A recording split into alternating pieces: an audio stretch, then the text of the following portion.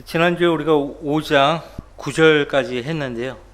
왜 하나님은 요단을 건너기 전에 그 백성에게 할례를 하라고 명하지 않으시고 요단을 건넌 뒤에 가나안 땅에서 할례를 행하라고 말씀하셨는가? 그 백성은 지금 하나님의 보호하신 가운데 있습니다. 하나님의 보호 가운데 있기 때문에 적진 깊숙이 들어와도 걱정 하나 할 필요가 없어요. 분명히 할례를 받게 되면 그 치유될 때까지 기간 동안에는 아주 열악한 상황이거든요. 그 상황에서 적의 공격을 받으면 다 진멸당하는 거예요. 그런데 하나님이 보호를 해주시는 거죠. 예를 들었죠. 야곱의 딸 디나가 세켐의 아들들 그들에게 강간당하잖아요. 그것 때문에 이제 오빠 시므온과 레이가 허리에 칼을 차고 그들을 죽이려고 하죠. 까마득하게 이제 속이려고 너희가 할례를 받으면은 서로 결혼할 수 있다. 그래서 약속을 해요. 그러나 할례를 받은 그들에게 가가지고 이제 칼로 다 죽이잖아요. 그러니까 아주 취약한 상태예요. 하나님의 보호와 가운데 있는 거죠. 자, 오늘은 10절 말씀부터 보겠습니다. 이스라엘 자손이 길갈에서 진을 치고 여리고 평원에서 그달 14일 저녁에 유월절을 지켰으니 14일 저녁에 유월절을 지켰으니 출애굽기 12장 48절 말씀에 따르면요, 유월절을 지키기 위해서라도 먼저 할례를 받아야 합니다. 유월절을 지키기 위해서 할례를 받아야 해요. 물론 출애굽기 12장 48절에는 너희 가운데 타국인이 주께 유월절을 지키려고 하거든 먼저 할례를 받아야 한다라고 명령하셨죠. 하물며 주의 백성들은 마땅히 할례를 받아야 되죠. 할례를 받았기 때문에 그날 저녁에 유월절을 지킬 수가 있었습니다.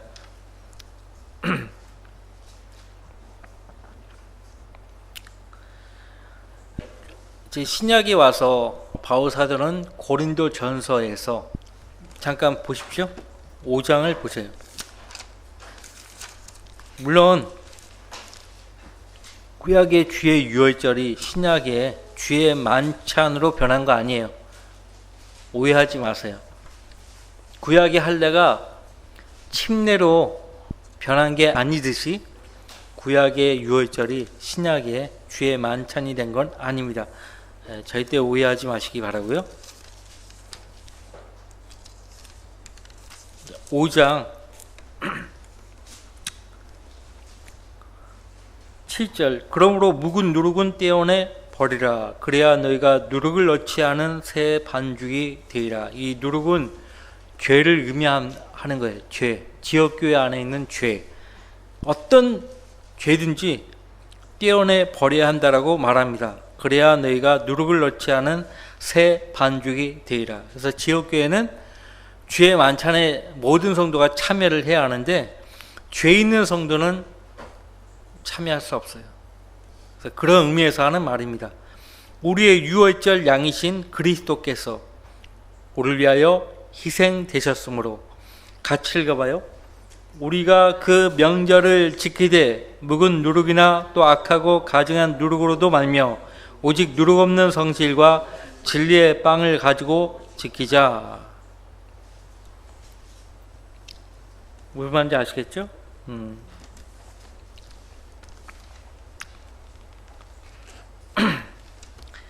그리고 이 본문 여호수아서 5장 11절로 오시면요, 유월절 이튿날에 그 땅의 옛 곡식을 먹었으니 그 땅의 옛 곡식을 먹었으니 바로 그날 누룩 없는 과자와 볶은 곡식을 먹었더라. 그 땅의 옛 곡식 만나였습니다. 이 만나를 가지고요, 이스라엘 백성은 광야에서 과자를 만들어 먹기도 하고 볶아서 먹기도 했습니다. 만나의 뜻이 뭔지 아세요? 이것이 무엇이냐예요. 왜냐하면 한 번도 본 적이 없고 맛본 적이 없었던 음식이었어요. 그 음식에 대해서 시편에서는 천사들의 음식이었다라고 말합니다. 천사들의 음식이었다라고 말합니다. 자, 분명히 5장 11절 말씀에서 유월절 이튿날에 그 땅의 옛 곡식을 먹었다라고 했어요. 그리고 12절에 그들이 그 땅의 옛 곡식을 먹은 후 이튿날에 만나가 그쳤으니 이스라엘 자손이 더 이상 만나를 얻지 못하였으나 그들이 그의 가나안 땅의 열매를 먹었더라. 자, 만나는 어디에 내려졌었어요? 광야에서. 광야는 물도 없고 먹을 음식이 전혀 없는 그런 곳입니다. 하나님의 공급을 받아야 하는 곳이죠. 그러니까 그 백성은 정말 무력한 상태에 있어요. 자, 보세요. 이제 막 거듭나서 그리스도 안에 들어온 새로운 피조물, 이제 각 거듭난 그리스도인들, 갓난 아기들, 그들은 마치 이스라엘 백성이 광야에서 하나님이 공급하시는 만나와 반석에서 내는 물과 또 그들이 또 고기를 또 먹고 싶어 했을 때 동풍을 불게 해서 메추라기 떼를 그들에게 보내가지고 아주 질릴 때까지 고기를 먹게 하셨어요. 게다가 신명기에 의하면요, 광야 40년 동안 그 백성은 옷이나 신발이 낡아서 해지지 않았다라고 합니다. 그건 뭐예요? 하나님의 철저한 부양을 받았다는 것이에요. 한두 명도 아니고 몇천 명도 아니고 몇몇 명도 아니고 거의 200만 명이 되는 백성이고 거기다 가축대까지 하면 물, 만나, 빵이죠. 고기. 하나님이 공급해 주시는 거예요. 게다가 낮에는 구름 기둥으로. 에어컨이 따로 없어요. 밤에는 추우니까 불 기둥으로. 하나님이 그렇게 철저하게 부양하신 거예요. 근데 이제 가나안 땅을 건너니까 상황이 달라진 거예요. 여러분들 이제 아기가 딱 태어나잖아요. 그 아이가 이제 돌쯤 되잖아요. 막 일어서서 걸으려고 하죠. 기었던 아기가 걸으려고 한다고요. 막 벽이든 뭐 가구든 어디든 딱 붙잡고 걸으려고 한다고요. 그래서 돌쯤 되면 걸음마를 시작하죠. 그리고 더 시간이 지나면 그 아이가 지금껏 부모님의 도움으로 걸음마를 배웠단 말이야. 근데 이제 조금 지나니까 엄마 아빠의 손을 떼고 자기 혼자 스스로 걸으려고 한다고요. 그게 정상이거든요. 하나님께서 우리 성도들을 부양하시는 방법이 꼭 그와 같아요. 주님 오시는 그날까지 먹여주고 입혀주고 하시지 않아요. 하나님이 어느 정도 믿음 안에 딱 서기 시작하면 하나님이 우리가 자립해서 믿음 안에 굳게 서서 살아갈 수 있도록 그때 이제 살짝 빠지시는 거예요. 아이가 걸음마를 떼고 스스로 걸을 수 있는데 어느 부모가 계속 그 아이의 손을 잡고 넘어지지 않도록 그렇게 합니까? 아이들이 부모님의 손을 걷어버리죠. 근데 구원받은 그 시간이 오래 지났음에도 불구하고요, 그 그가 구원받을 때, 그래서 갓 새로운 영적 삶을 시작하면서 하나님께서 그를 인도하셨던 그 감동, 또 흥분, 그것을 잊지 않고요, 계속 갓난아기 때의 그 경험을 잊지 않고 사는 거예요. 거기서 그냥 사는 거예요. 살려고 해요, 계속.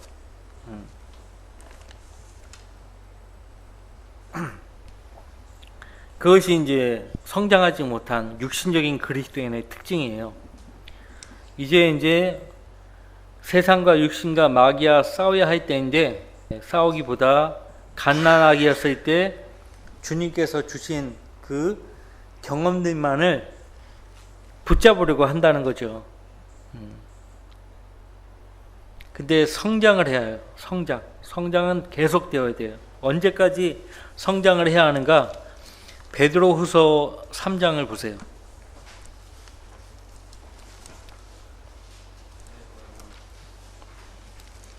베드로후서 3장에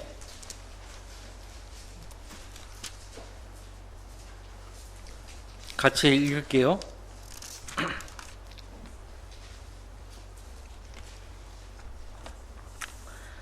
18절, 오직 은혜와 우리 주 곧 구주 예수 그리스도를 아는 지식 안에서 자라가라. 영광이 이제와 영원토록 그에게 있을지어다. 아멘. 거기 앞에 14절, 그러므로 사랑하는 자들아, 너희가 이런 것을 기다리고 있으니 저먹고 흠없이 평강 가운데서 그분께 발견되도록 힘쓰라. 그분께 발견되도록 힘쓰라. 그런 다음에 오직 은혜와 우리 주 곧 구주 예수 그리스도를 아는 지식 안에서 자라가라. 무슨 말이냐면 주님 오실 때까지 성장을 멈춰서는 안 되는 거예요. 계속 성장해야 돼요. 예.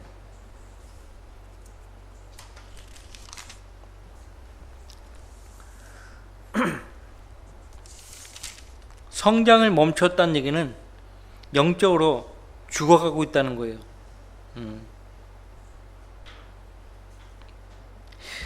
자, 이 여호사서 5장으로 다시 오셔서요. 이제 할례를 받고 유월절을 지키고 이제 더 이상 만나를 먹지 않고 가나안 땅에서 얻은 열매를 먹기 시작하면서요. 이제는 본격적으로 그 약속의 땅을 쟁취하기 위해서 실제 전투를 치러야 되는 거죠. 가나안 땅의 열매를 먹었더라. 열매를 먹기 위해서는요, 열매를 거둬야 합니다. 추수해야 돼요. 물론 이 가나안 땅의 열매도 이스라엘 백성이 심고 가꾼 적은 없어요. 심고 가꾼 적은 없지만은 그 땅의 열매를 먹기 위해서는 그 열매들을 수확해야 돼요. 수확하기 위한 수고를 감당해야 돼요. 그래서 성장에는 노력이 필요합니다. 성장에는 노력이 필요하고요. 우리가 이제 거듭나서 단지 하나님 말씀을 읽었어요. 근데 이제 어느 정도 이제 성장을 하게 되면 영적으로 걸음마 단계에 들어왔으면요, 이제 그 말씀을 깊이 있게 공부하는 생활로 옮겨와야 됩니다. 말씀을 읽기만 하지 않고 이제는 공부를 하는 거예요. 공부를 한다는 얘기는 무장을 한다는 거거든요. 무장. 그래서 그리스도 안에서 장성한 성도들은 히브리서 5장을 보시면은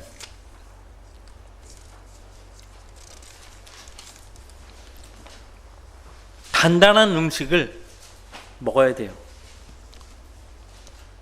히브리서 5장 13절 14절, 저질 사용하는 자는 누구나 의의 말씀에 능숙하지 못하나니 이는 그가 악이기 때문이요. 그래서 영적으로 갓난아기들은 그냥 말씀을 그냥 읽기만 하는 거예요.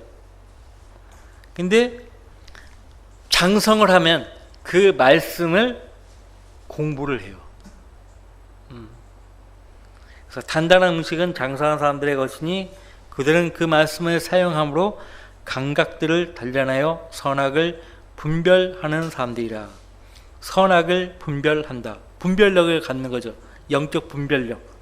영적 분별력도 구원받으면은 성령이 내주하기 때문에 기본적으로 다 영적 분별력을 갖게 돼요. 하지만 그 분별력도요, 점점 배양해야 돼요. 분별력이 배양을 해야 합니다. 그러면 말씀을 사용해야 하는데, 말씀을 사용한다는 것이 구체적으로 무슨 말이냐 하니까, 말씀을 깊이 있게 공부하고 자기 삶에 적용한다는 것이에요. 적용한다. 자기 삶에 적용하지 못하는 사람들은 말씀을 듣기만 하고 말아요. 근데 말씀을 사용할 줄 아는 성도들은 들은 말씀을 생활 중에 옮깁니다. 순종으로. 그래서 말씀을 듣기만 하지 말고 행하는 자가 되라고 사도 야고보가 말하죠. 자, 그래서 그냥 단지 하나님께서 공급하시는 만나와 반석에서 나는 물과 또 그 밖에 많은 도움을 하나님께 일방적으로 받았지만, 이제는 약속의 땅에 들어왔으면 이제는 노력을 하는 거예요. 그죠? 노력을 해야 돼요.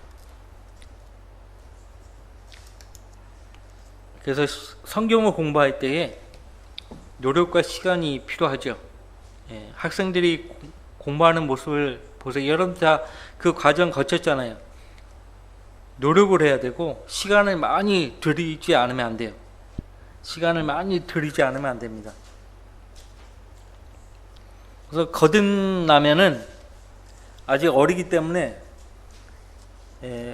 자랄 때까지는 하나님께서 기적적으로 그를 돌보십니다. 그런데 이제 어느 정도 영적으로 걸음마 단계에 진입했으면은 하나님께서 성도 개개인의 그 믿음으로 서서 나아갈 수 있도록 하나님께서 보시는 거냐. 위급할 때 도우시고요. 평상시에는 그냥 보시는 거예요. 도울 수 있는 것만 도우시고 그렇게 하신다고요. 자, 보세요. 이스라엘 백성들을 보면은 그들이 할 수 있는 것은 하나님께서 그냥 할 수 있도록 그들 재량에 맡겼어요. 근데 그들이 할 수 없는 영역에 처하면 하나님이 반드시 개입하셨죠. 그렇죠? 네, 개입하셨어요.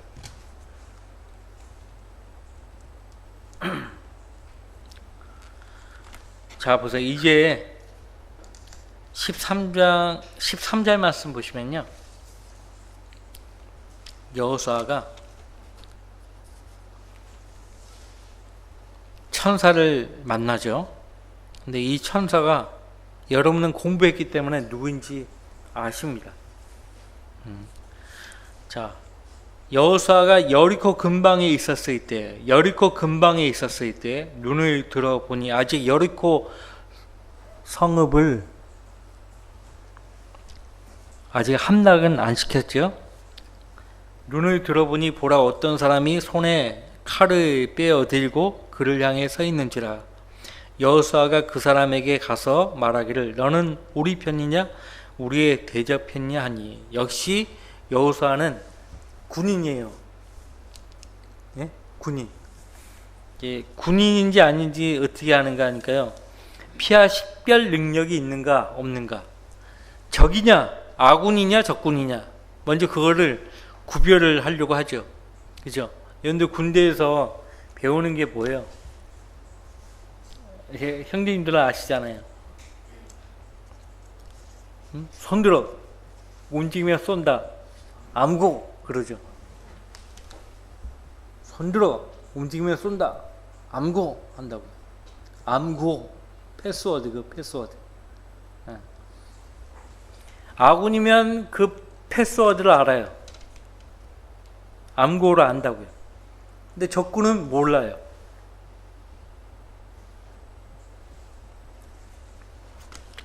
재판관계 보면은 그 발음으로 가려내잖아요. 시폴레. 예. 경상도 사람들은 쌀을 살이라고 발음한다면서요. 그걸로 이제 가려내는 거죠. 예. 그래서 여호수아는 진정한 군인이었어요. 주저없이 묻는 거예요. 주저없이. 왜 여리고 근방에 여호수아가 왔을까요? 앞서 정찰병들을 먼저 보냈었잖아요. 근데 본인이 이제 여리고 근방에 간 거예요. 본인이 정찰을 하기 위해서 간 거예요. 근데 칼을 빼어든 한 사람을 보게 된 것입니다.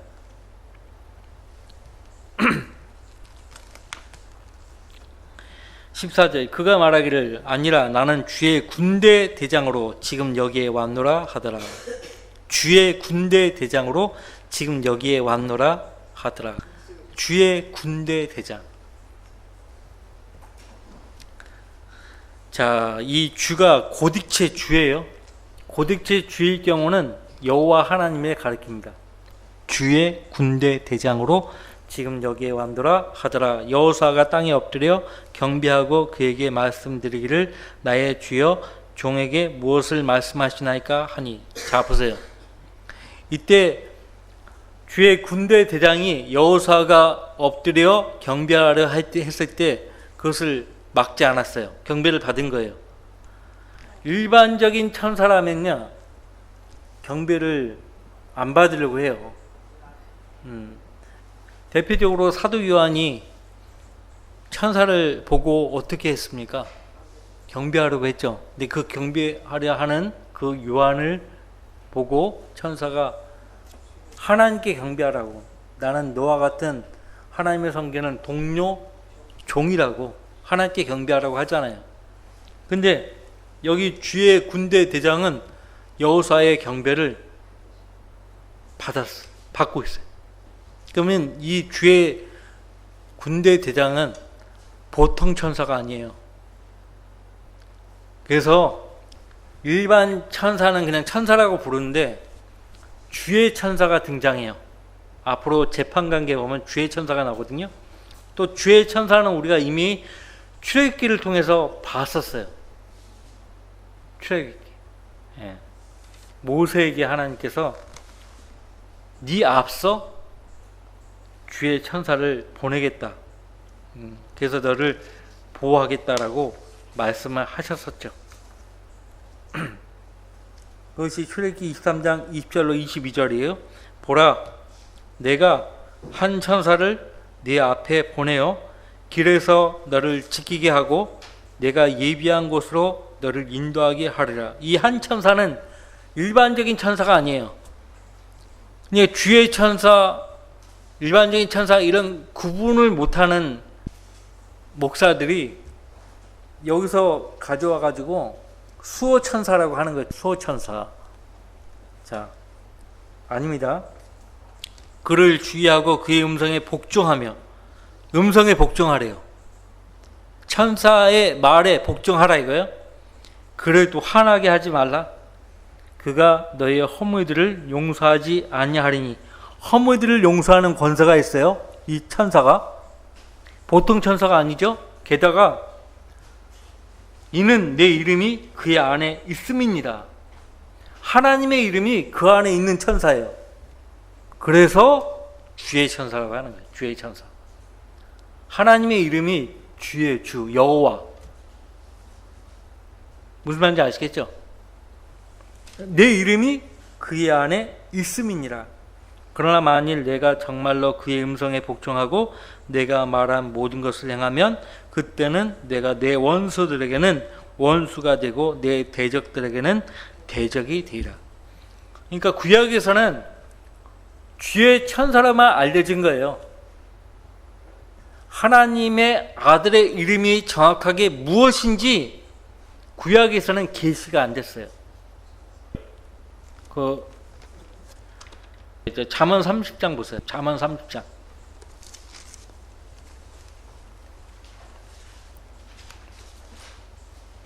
아굴의 말씀들 예언이 나오죠. 잠언 30장 4절 말씀 보시면, 자, 여기에 대한 답은 신약 성경을 알고 있는 저와 여러분은 정확하게 알고 있어요.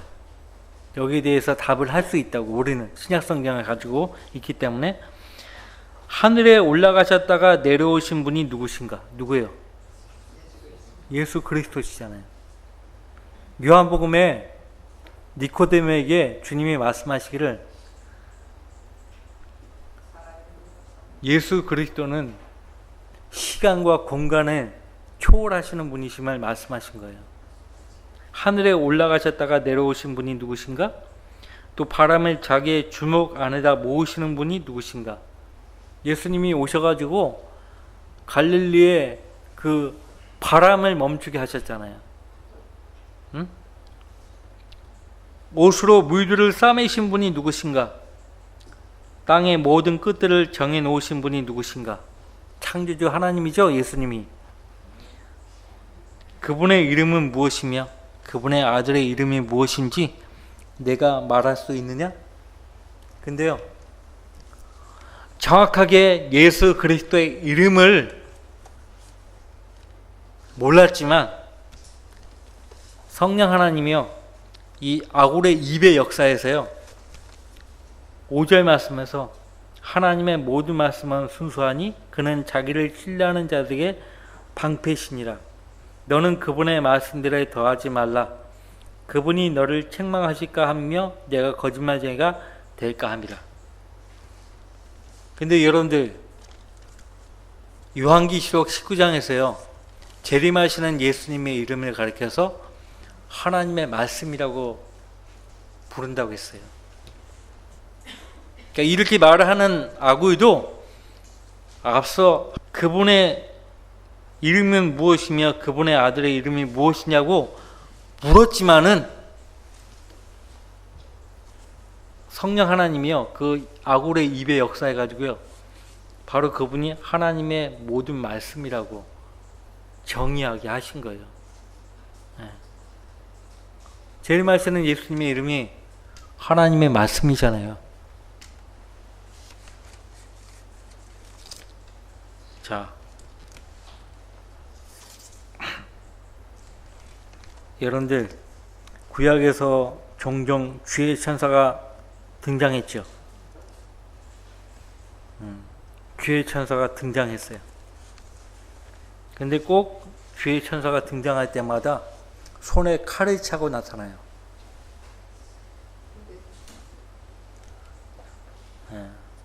발람 선지자가 모압 평지에 나타난 이스라엘 자손들을 저주하기 위해서 나귀에 안장을 지우고 집에서 떠난단 말이에요. 불의의 싹 때문에 그렇게 떠난 거예요. 그랬더니 주의 천사가 칼을 들고 그 막다른 길에 딱 서 있는 거예요. 나귀가 주의 천사를 알아보고 막 벽에다가 문질렀어요, 발람 선지자를. 그때 주의 천사가 발람 선지자를 죽이려고 그 손에 칼을 빼어들고 서 있었다고 했어요. 민수기서 22장 22절 23절. 또 있어요. 다윗이 이스라엘 백성을 계수하는 죄를 범했잖아요. 그 일 때문에 주의 천사가 이스라엘 백성들을 죽이려고 칼을 빼들고 예루살렘 위에 서 있는 것을 다윗이 본 거예요. 너무 무서워가지고 그 번제단에 다윗이 가지 못했어요. 그 역대기상 21장 3절 말씀에 다윗이 하나님께 물으러 그 앞에 가지 못하였으니 이는 그가 주의 천사의 칼로 인하여 무서워하였기 때문이더라 라고 말씀하고 있어요. 그래가지고 타작마당을 사버리죠. 그 타작마당에 제단을 세운 거예요. 그래서 재앙이 그쳤어요. 희생제사를 드리니까 재앙이 딱 멈췄죠. 그냥 주의 천사가 나올 때마다 손에 칼을 빼어들고 나타나는데 그것은 그냥 위협을 하기 위해서 그렇게 나타나는 것이 아니에요. 그리고 열왕기하 19장에 보면은 천사가, 그때 한 천사라고 돼 있어요. 한 천사가 하룻밤에 18만 5천 명을 죽였다고 했어요. 아까 하나님의 말씀이라는 이름으로 재림하신다고 했죠. 요한계시록 19장에서. 실제 19장 15절 말씀 보시면 요한계시록, 그의 입에서는 예리한 칼이 나와서 그것으로 민족들을 칠 것이라고 했어요. 핵이 무서운 게 아니에요. 전 세계적으로 러시아나 중국이나 인도나 파키스탄, 북한도 그렇고 핵을 보유하고 있잖아요. 자기들을 자기 체제 보호하기 위해서 핵을 가지고 있는 거지 실제 멍청한 짓을 하지 않죠. 핵을 쏜다 그러면 자기들도 맞는 거예요. 서로 공멸하는 거예요. 핵보다 무서운 것이 무엇인가? 예수 그리스도 입에서 나오는 그 예리한 칼이에요. 하나님 말씀, 엄청난 파괴력을 지닙니다. 그 예리한 칼이 나와서 그것으로 민족들을 칠 것이라고 했어요. 치는데 스가랴사에 의하면 그들이 섰을 때 녹아버린다고 했어요.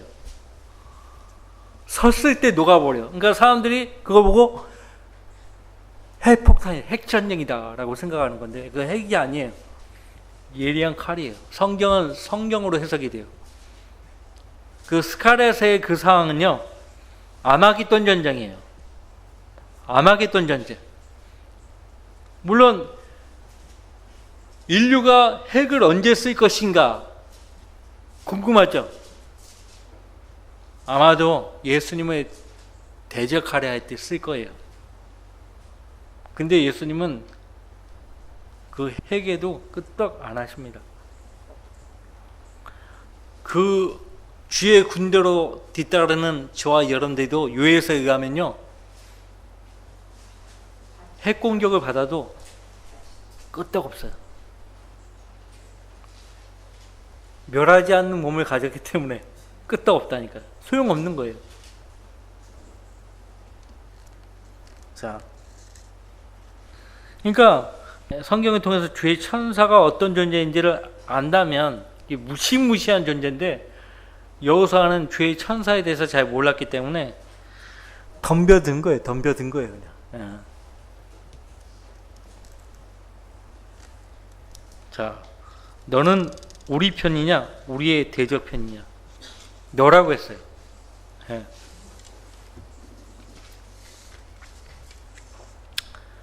영적 전쟁에는 중립지대 같은 건 없어요.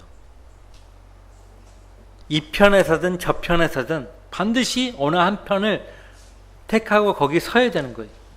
예수님도 마태복음 12장 3절 말씀에 나와 함께 하지 않는 자는 나를 반대하는 자라고 했어요. 또 나와 함께 모으지 않는 자는 흩트린 자라고 했어요.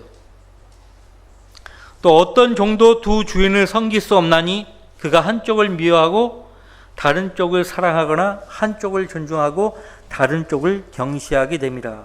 너희는 하나님과 재물을 동시에 섬길 수 없느니라. 엘리야도요, 칼멜산에서 그 백성들을 향해서 이렇게 말했죠.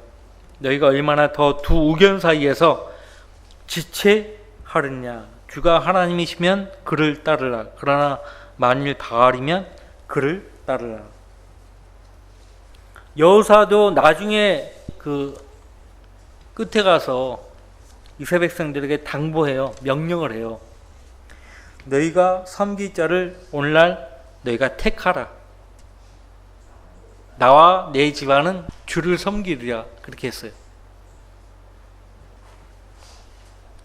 자, 너는 누구 편이냐? 편 가르기 위해서 하는 말이 아니고 영들을 시험하라고 했잖아요. 아무 영이나 다 믿지 말고 그 영이 하나님께 속한 영인지를 시험하라고 요한일서 4장 2절에서 말했죠. 영들을 시험하라.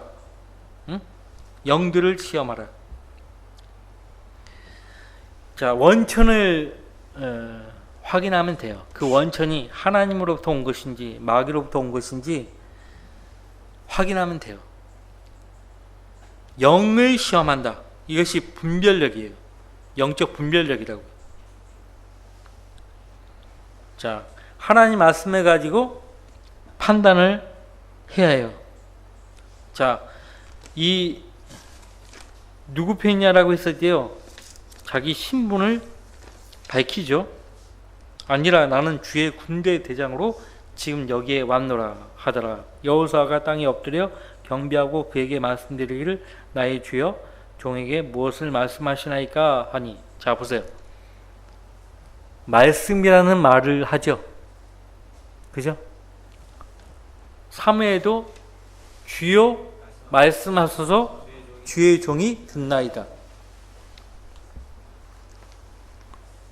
나의 주여 종에게 무엇을 말씀하시나이까.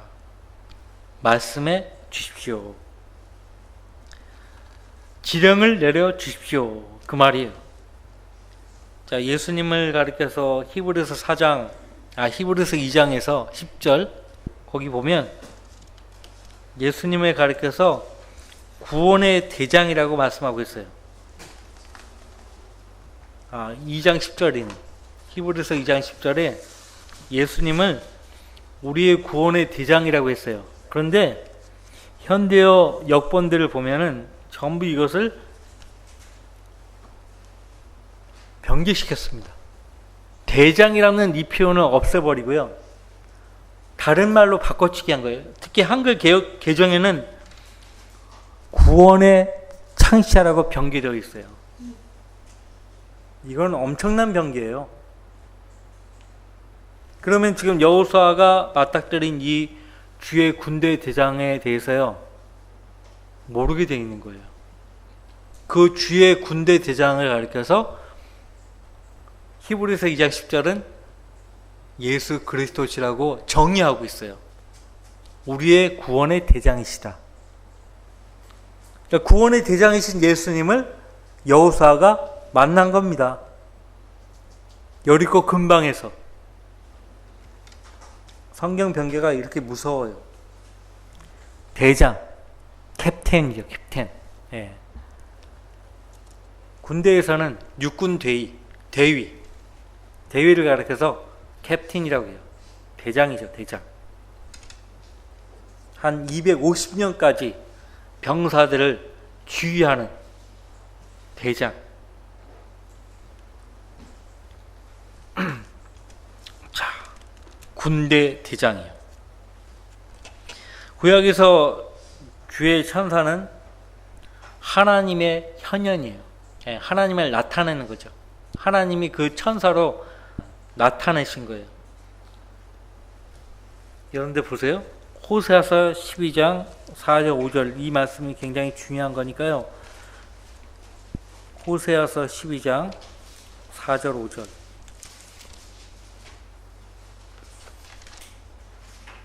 다니엘서 다음이 호세아죠.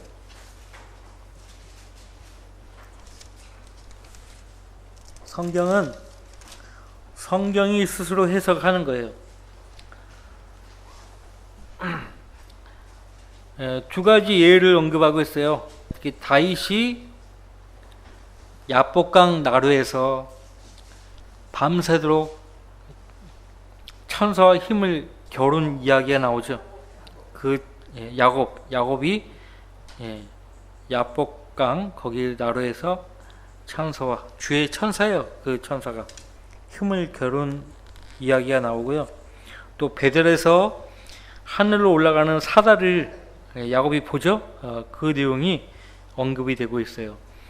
3절 그는 태에서 그의 형 발 뒤꿈치를 잡았고 또 자기 힘으로 하나님과 힘을 겨루었도다.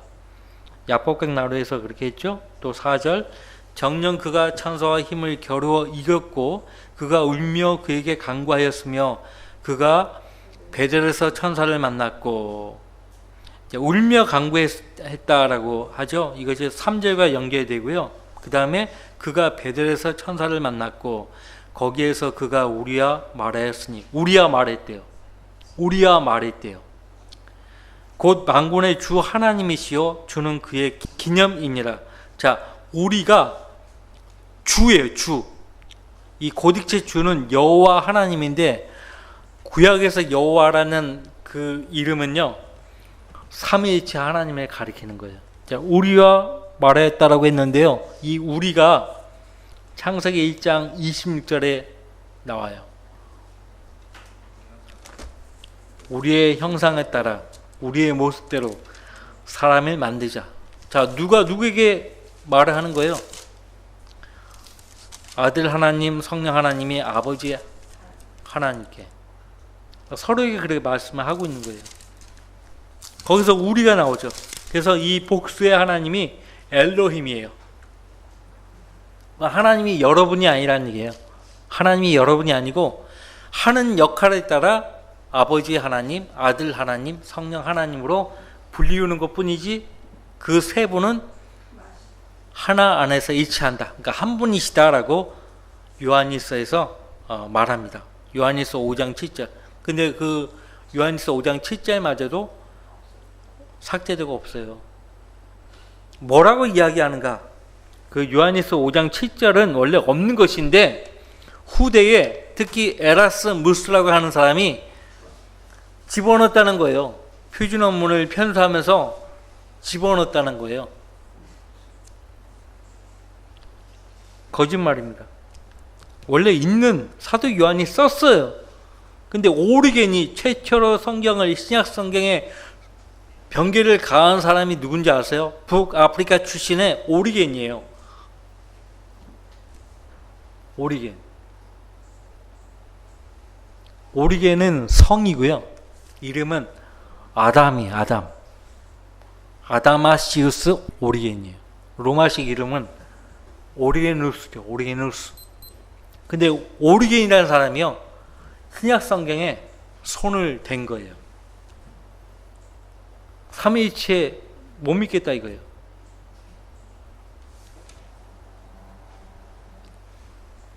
그래서 오리겐의 주장은요, 오늘날 여호와 증인들의 주장과 똑같아요.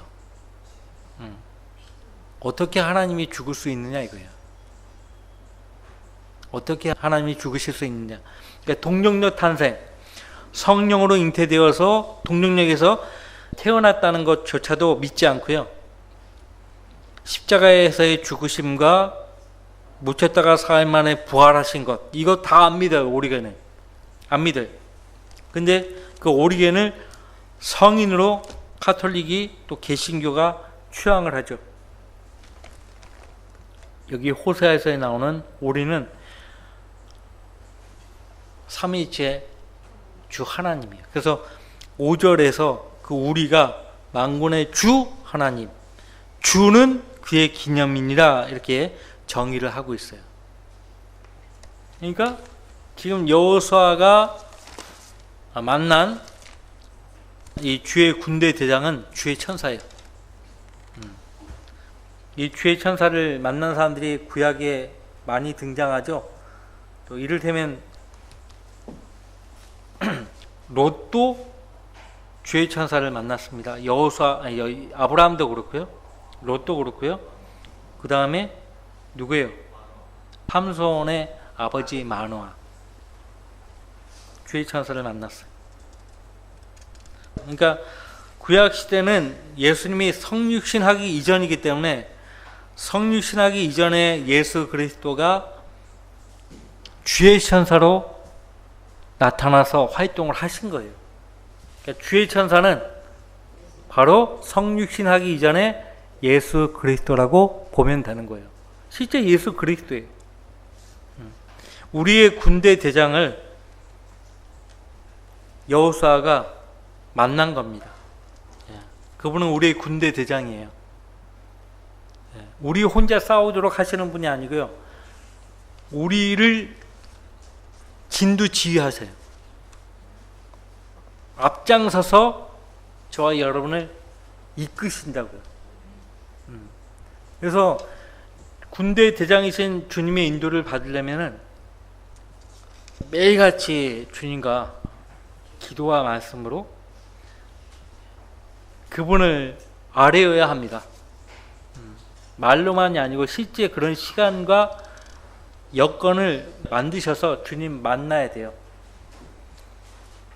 10분도 좋고 20분도 좋고 30분도 좋고, 근데 그 시간으로는 좀 부족하죠. 최소 1시간 이상은 주님과 만나는 시간을 가져야 돼요. 그런 성도가 하나님의 은혜에서 떨어져 나갈 수 없고 실족할 수 없다는 것을 아셔야 합니다. 다음 주에 이어서 계속 보도록 하고요. 기도하고 마치겠습니다.